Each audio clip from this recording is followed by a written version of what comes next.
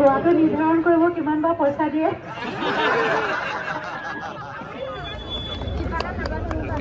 ইয়াৰ পিছতে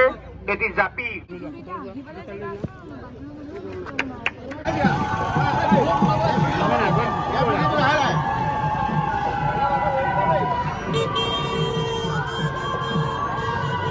আমাৰ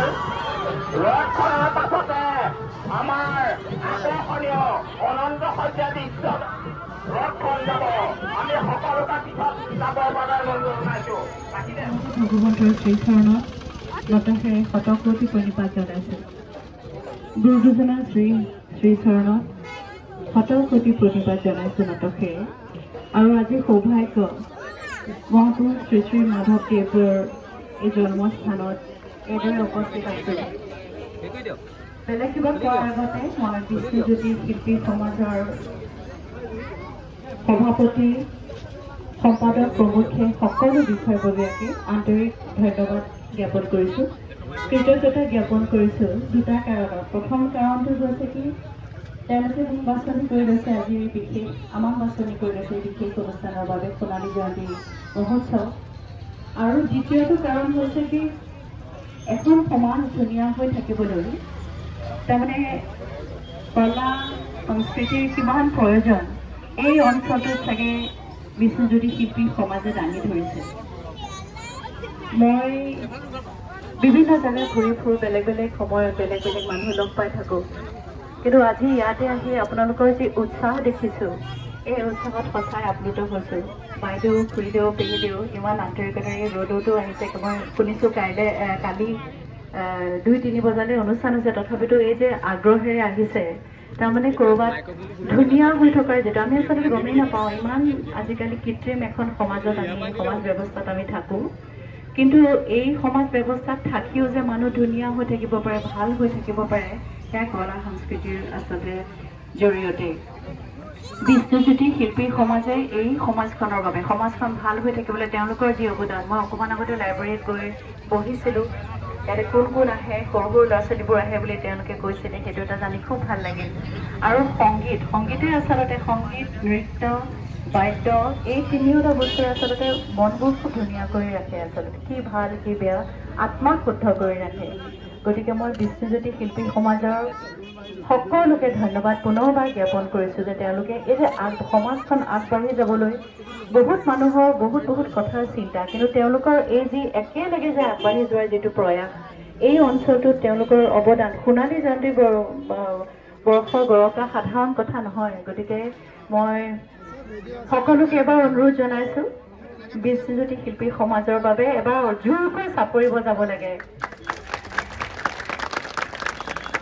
ধন্যবাদ আৰু আগুৱাই যাওক বাট দেখুৱাই যাওক সোণালী বাট দেখুৱাই যাওক জোনাকী বাট দেখুৱাই যাওক আৰু এগৰাকী মোৰ ভাতৃৰ প্ৰতি আজি এই মঞ্চত উঠি তেখেতক ধন্যবাদ দিবই লাগিব যদিও মোতকৈ সৰু অনুজ দীপাংকৰ শইকীয়া দীপু আছে পিছৰ ফালে থকা মানুহ এজন কিন্তু নিজৰ ধৰণে সমাজখনত বহুত কিবা কিবি কৰিবলৈ তেখেতে প্ৰয়াস কৰি থাকে মই লক্ষ্য কৰি থাকোঁ আৰু আজিৰ এই অনুষ্ঠানটোত যিজন আচলতে মানুহে প্ৰথম ফোন কৰি মাতিছিলে ষ্টুডিঅ'লৈ গৈছিলে গতিকে মই ধন্যবাদ আৰু কৃতজ্ঞতা জনাইছোঁ দীপু খুব ভালে থাকক আমাৰ কাৰণে মৰমৰ দীপুৰ দৰে সকলো হওক পুনৰবাৰ আপোনালোক সকলোকে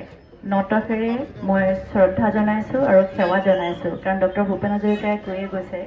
যে আচলতে সকলো তেওঁ গীতৰ সভাত বুলি কৈছিল যদিও আচলতে সকলো সভাত প্ৰধান অলংকাৰ কিন্তু আপোনালোকে গতিকে আপোনালোক সকলোকে নতশিৰে প্ৰণিপাত জনাইছোঁ প্ৰত্যেকগৰাকীকে খুব ভালে থাকক কুশলে থাকক আৰু সোণালী জয়ন্তী এই মহোৎসৱ আজি ৰথ যাত্ৰা আৰম্ভ হ'ল বুলি ঘোষণা কৰিছোঁ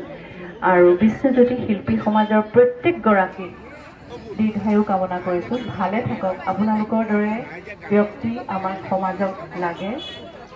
বিশ্বজ্যোতি শিল্পী সমাজৰ দৰে এখন সমাজ লাগে যি সমাজ সেউজীয়া যি সমাজ জোনাকী যি সমাজত কেৱল সংগীত ভাল পোৱা ভাল চিন্তাহে থাকে গতিকে সকলোৰে ভাল হওক কুশল হওক ভগৱানৰ ওচৰত তাকে প্ৰাৰ্থনা কৰিছোঁ ধন্যবাদ পাব লাগিব এতিয়া গোৱাটো নিৰ্ধাৰণ কৰিব কিমান বা পইচা দিয়ে মই ধেমালিয়ে কৰিছোঁ যিহেতুকে আজি বিশেষ জেগাত আহিছোঁ গতিকে মহাপুৰুষ মাধৱদেৱ শ্ৰী শ্ৰী মাধৱদেৱ বিৰচিত নামঘোষাৰ কাকতি ঘোষাৰ মই দুটা লাইন গাই দিছোঁ কিমতে ভকতি কৰিব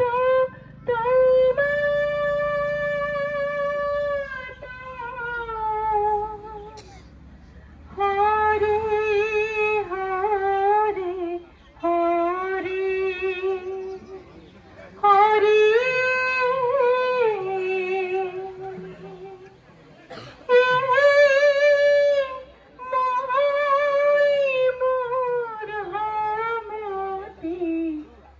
নাজানো তাৰ পাই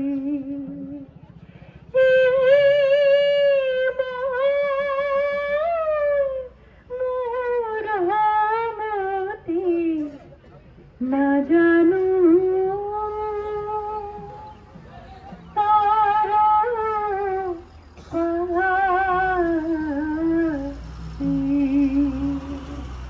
বান্ধৱ কৃষ্ণ